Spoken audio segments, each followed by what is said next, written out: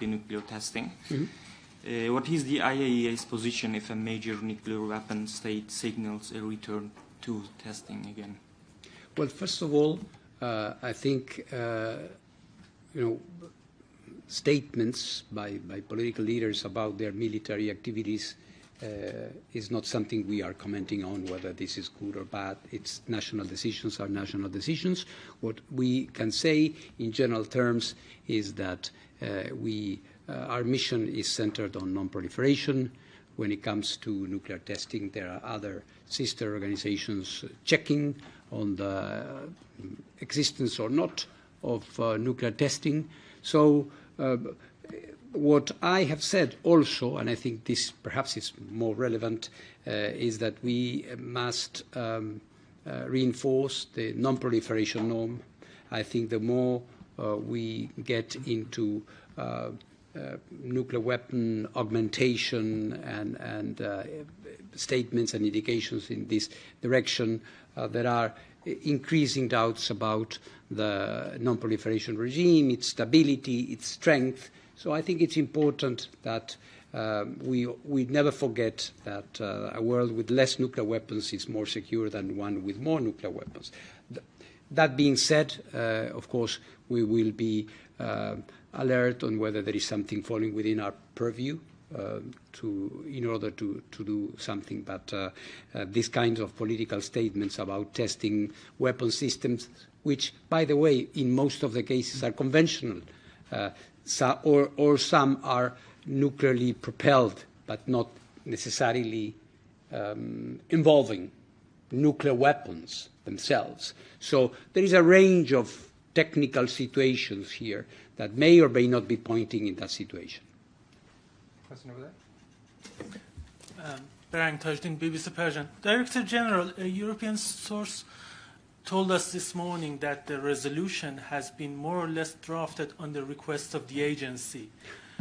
What I want to know is, if passed, how much do you think it will help in terms of rebuilding trust with Iran and helping the agency, resume its monitoring duties regarding Iran? And more broadly, if the level of cooperation and access granted by Iran doesn't change, the periodic reports that are being requested from you to make on Iran, can they be summarized as we don't know where the stockpile is and we don't know what's going on?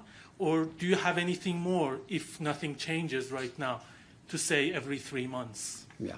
First of all, the premise of your question, I think, is not accurate. The IAEA or myself, we never request resolutions from the board. That is, maybe some say that when they don't like a resolution, or some the opposite. But the IAEA would never request the Board of Governors to draft a resolution. So that is, I think, is a fundamental thing that I think needs to be recalled. It's not because someone says something that something becomes a truth. We have been suffering from that a lot at the agency here. Someone says we are passing information to Israel, and then that becomes truth. It's absurd. We are not asking anybody to draft any resolution. That's the logic of the work. The member states want some policy to be developed. They do it through resolution, and then we implement technically what is requested. So that is one thing which I think is very important, and I thank you for your question because it allows me to address this issue of the IAEA asking, or sometimes they say I like it or I dislike it. I simply follow the resolutions that the Board of Governors passes, all right? So that is very important. On the other thing, on the levels of cooperation, I always say, and I repeat this in my conversation with my Iranian counterparts, that we have to focus on the work we need to do.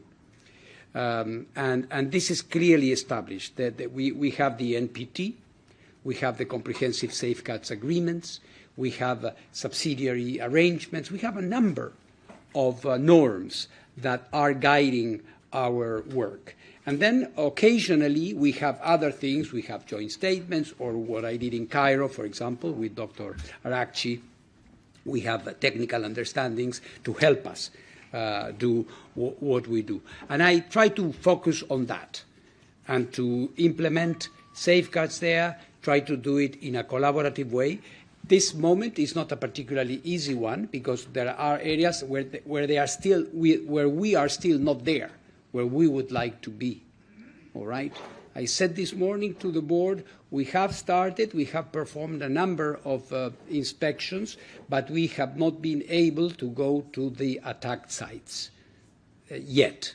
And I hope we will be able. Indeed, we have to go, because this is part of Iran's commitments, as long as they are part of the non-proliferation system, as long as they are within the NPT. And they said so, which I think is important. I think it's a constructive step. It's a wise decision to take, to remain in the NPT. But if you remain in the NPT, then you have to follow the obligations you have and the commitments you have. And this is not happening in the proportion that it should, because it's very important. In these facilities that were attacked, there is, I would say, we still believe, and I think this is the consensus, and also being confirmed by the Iranian government, that the stockpile of enriched uranium is still there. So we need to check on that.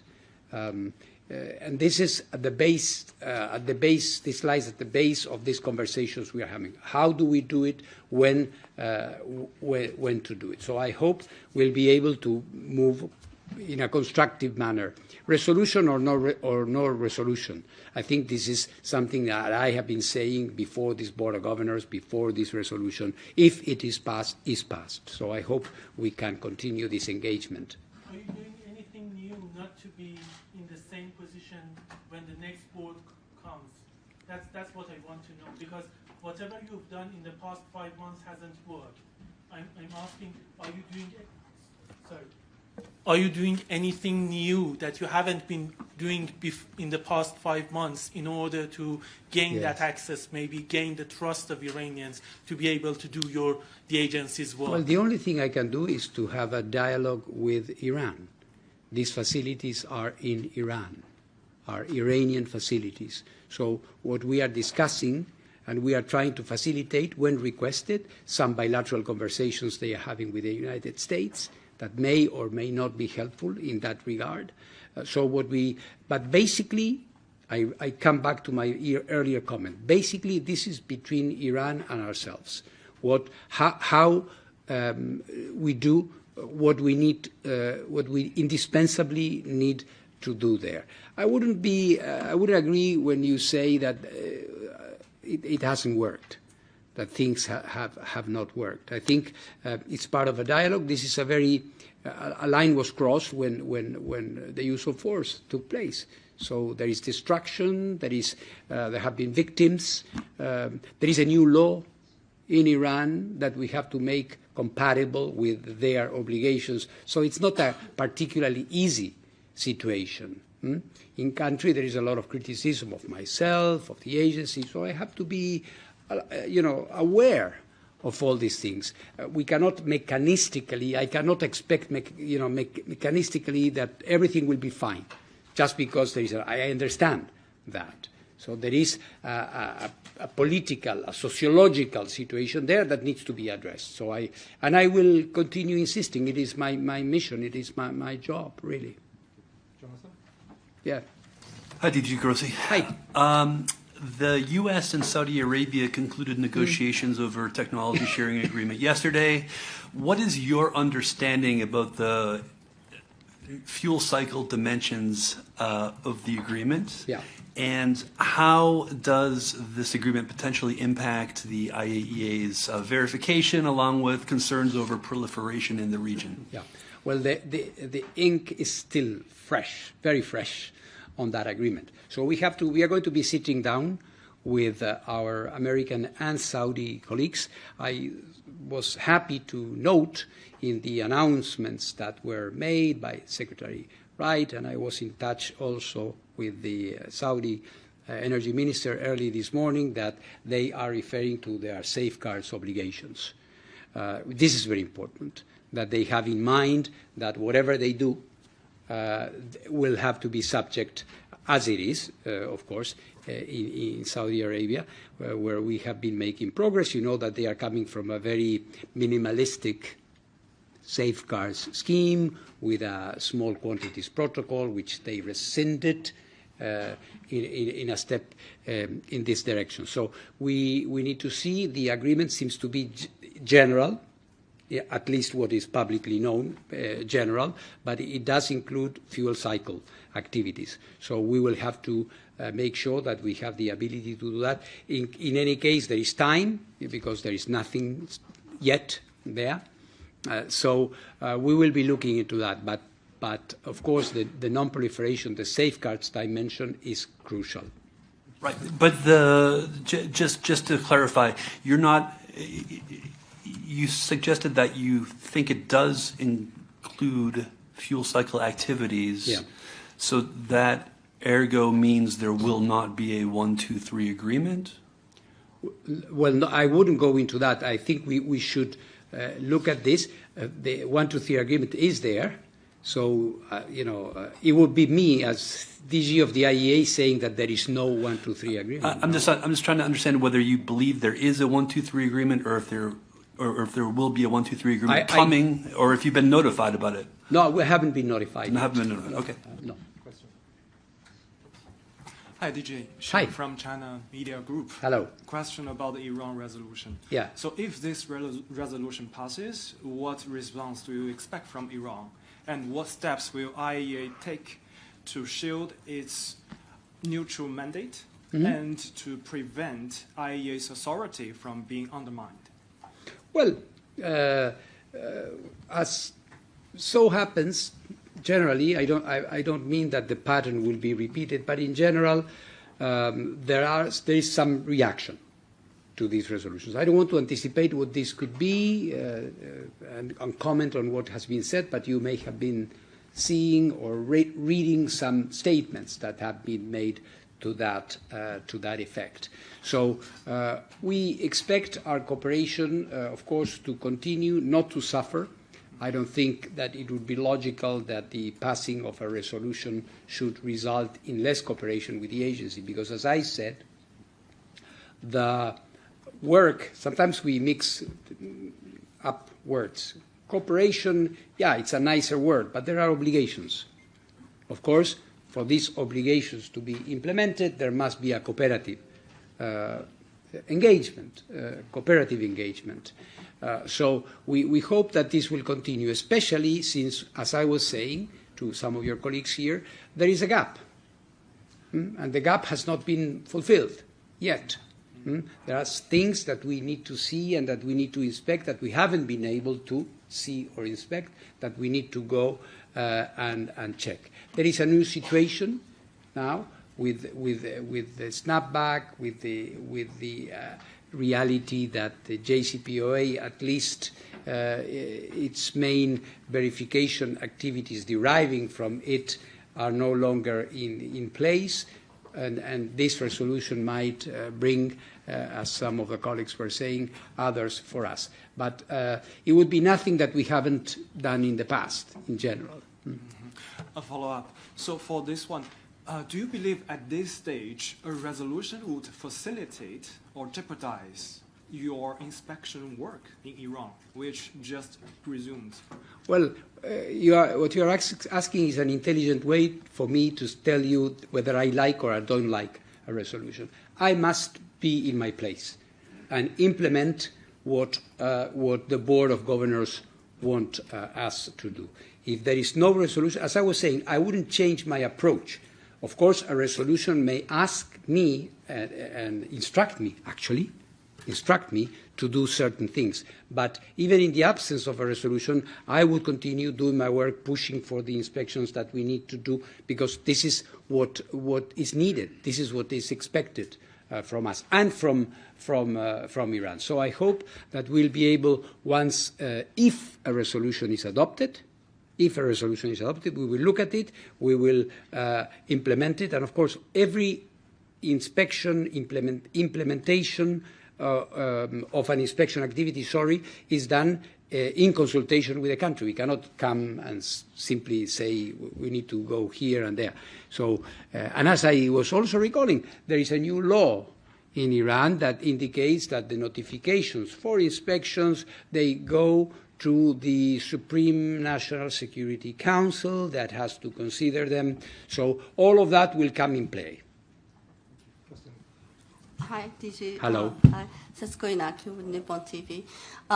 The ISIS has been reporting about the high explosion containment vessel, the new type, which is much bigger than what was sort of reported in the Ahmad project.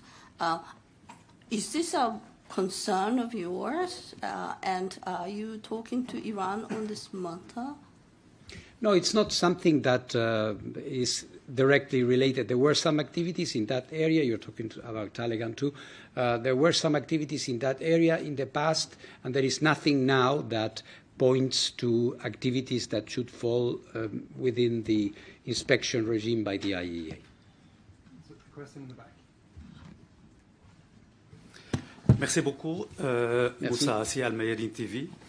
Monsieur le directeur, vous venez de mentionner qu'on est dans une nouvelle situation, donc après le snapback et aussi le 17 octobre, la fin de JCPOA. Et aujourd'hui, vraiment, on comprend techniquement pas vraiment. Vous demandez donc à l'Iran d'être présent sur place toujours, comme avant, des inspections surprises. Et aujourd'hui, donc, vous avez mentionné que vous avez visité 12 sites, mais ils ne sont pas donc, les sites que vous voulez visiter.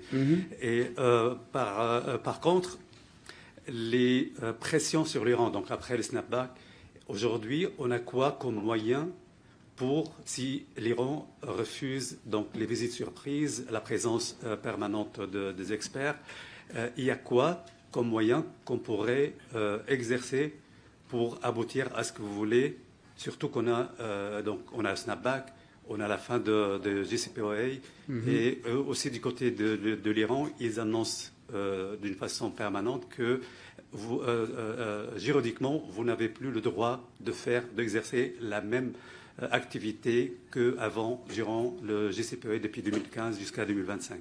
Merci. Bon, pour nous, c'est une situation complexe. Il faut qu'on gère cette nouvelle situation. C'est vrai, n'est-ce pas? Nous avons toujours la capacité, la juridiction et la mission d'aller inspecter. Je disais tout à l'heure que l'Iran a décidé de rester dans les régimes de non-prolifération, c'est-à-dire dans les TNP, et de cela découle un accord de garantie compréhensif qui est toujours en vigueur, qui n'est pas disparu. La question et je dirais la différence vient au niveau de la mise en application. Quand on arrive à la mise en application, on voit que certaines inspections ne peuvent pas avoir lieu. Il y a des inspections qu'on peut mener à bien et qu'on peut compléter sans problème, mais il y en a d'autres qui ne sont pas acceptées. Moi, je dirais qui restent un peu sans réponse, parce qu'il n'y a pas eu un déni formel, mais les choses traînent et on n'arrive pas à les faire. Donc voilà, donc c'est ça la situation. Si vous voulez, l'autorité, la capacité au niveau juridique, elle est là, elle n'a pas été changée ni altérée par les événements du mois de juin et les réactions d'après. L'Iran a adopté une législation interne que nous respectons, mais cette législation ne peut pas entraver aux obligations que l'Iran a en tant que membre du TNP. Donc c'est une question de gérer cette situation un peu ambiguë, si vous voulez, mais qui n'est pas ingérable. C'est pour ça que j'insiste toujours sur la nécessité de ces dialogues avec les autorités iraniennes. Juste une clarification, s'il vous plaît. Oui. Est-ce que vous demandez toujours une présence permanente des experts de l'IAEA et des visites surprises. Merci. Non, la présence permanente ou non permanente, j'ai noté déjà que parfois certains de vos collègues évoquent ça. La permanence ou non permanence est en fonction des activités qu'on a. Si nous avons une seule inspection par semaine, c'est pas la peine d'y rester 10 jours. On est là une semaine, on répare, on revient. Donc ça c'est en fonction, je vais le dire, parce que ce n'est pas parce qu'on est là tout le temps que notre accès change. L'accès est en fonction des inspections qu'on réalise. Donc, c'est ça. Hello, DJ Grossi. Hello. My name is Ahmad Samadi from Iran International TV. Hello. Iranian officials say their nuclear facility have been destroyed during the Israeli and U.S. strikes, and there is nothing left to the inspectors to visit. What is your position on this argument, and what do the regulation require? Second question is, during the last Board of Governors, I have learned that an Iranian staff member of the agency, Dr. Amir Reza Jalilian, who worked with the IAEA, was arrested during a trip to Iran 18 months ago, and has been sentenced to 10 years in prison espionage charges. Are you aware of this case, and have you spoken with the Iranian official about the securing his release? Okay, so two completely different things. So first of all, on what the authorities in Iran may be saying about the facilities, I don't know to whose statements you are talking about, but not everything has been destroyed. Some, for example, some facilities in Natanz were severely damaged, some others not. And on the others, in Isfahan, it's the same. And Fordo, yes, it has been attacked, but as I said, there is a widespread consensus on the fact that material is there. So we still may have access to that. So it's not correct to say that because everything is destroyed, there is nothing to be seen. And in any case, if a country, and here I'm talking in general, I'm not talking about Iran in particular. If a country that has facilities under inspections informs us that something has been destroyed so we cannot perform inspections, we have to check that first. This is how a normal verification system works. It is not because a country says, you know, you cannot come, it's raining, or something is broken. So this is why, how the Comprehensive Safeguards Agreement works. On the other thing, this case is a case of a staff. It has nothing to do with the nuclear program of Iran. It's a matter that has been dealt with lawyers. We have been looking into that. It's a staff that is involved in some penal situation in country. But again, let me repeat, has nothing to do, so please let's not make strange connections. Has nothing to do with our verification activities in Iran. As you yourself say, it's almost something that has been ongoing for almost 2 years. Of course, we look into this. It's a member of the staff, so of course there are contractual matters, legal matters. We care for the families and all of that. So we are looking into that through the appropriate channels. Question in the back. Thank you very much, Dieter Reinisch, Press TV Iran. I'm coming back to the question of trust that comes up from the Iranian side all the time, particularly to the recent attacks on sensitive Iranian laboratory.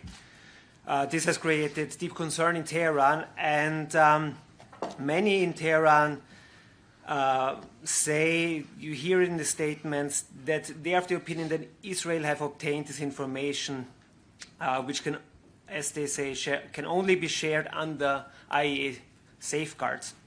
And you, of course, say this is not the case, but what I'm hearing also from the Iranian delegation here in Vienna, they demand real guarantees that such a sharing of information, of sensitive information, cannot happen in future. Are there any real guarantees that you can give the Iranian side, or are you willing to give such real guarantees to the Iranian side? This is my first question. My second question is unrelated to that, is that are there any historical precedents regarding the implementation of CSA under the circumstances where operational nuclear facilities under IAEA safeguard and containing nuclear material were subject to attacks? Are there any precedents regarding the implementation of the CSA under such circumstances? Thank you. Well, the first, you said it yourself, is a matter of trust. It is, and I said it very, very clearly, it is completely untrue. We do not pass information to anybody. Of course, if people want to say you're passing information to somebody, well, I mean, they are free to say. There's no proof of that. The IAEA has never done that. And apart from it, the idea that an installation is attacked because of information, these facilities are well known. Where they are, what kind of work it's performed there. So frankly speaking, the repetition of a lie does not make it a true. But people may choose to continue saying that. But of course, I respect the comments that are made, and in my conversations with the Iranian government, we have addressed these issues. But to be honest with you, this thing doesn't come up so much in those conversations, which means that, frankly speaking, is a matter of maybe a political statement which is made, and I understand it. I don't agree with it, but and the second part of the question was, sorry. The second part of the question was the question if there are any precedents regarding the implementation of the CSA. Well, again, here I should say no. There have been attacks on nuclear facilities in the past, but this no. But let me say, because it has been said that because there is no precedent for this, the IAEA cannot inspect because there are no specific protocols for that. Again, that is inaccurate, and I will say it very, very clearly. These are facilities that were physically attacked. The only thing that you may need in case there was something like this is contamination, which at this point is very, very limited, and if it does exist, it can be dealt with protective equipment, so there is no problem, or the physical precautions that you should take when accessing a building which has been damaged or is structurally weakened. Apart from that, we know exactly what we need to do. When the material may be spread, we know exactly what kind of sampling we need to do. So again, I want to dispel formally this idea that because there was an attack, we have to develop a new protocol, a new manual of inspections. This is not correct, and your question allows me to clarify this point, which is very important indeed. That was the last question. Thank you. Well, thank you very much. Thanks for your attention and for coming. Thank you.